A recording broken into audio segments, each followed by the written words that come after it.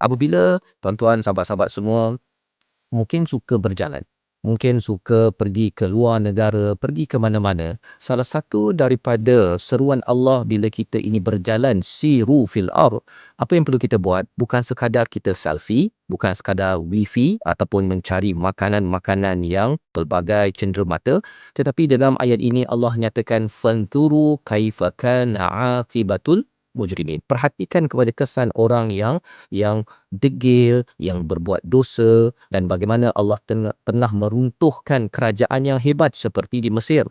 Ya, kita tengok piramid itu adalah maqam kepada Firaun, padahal sebenarnya mereka adalah tamadun yang hebat. Allah boleh hancurkan kerana mujrimin.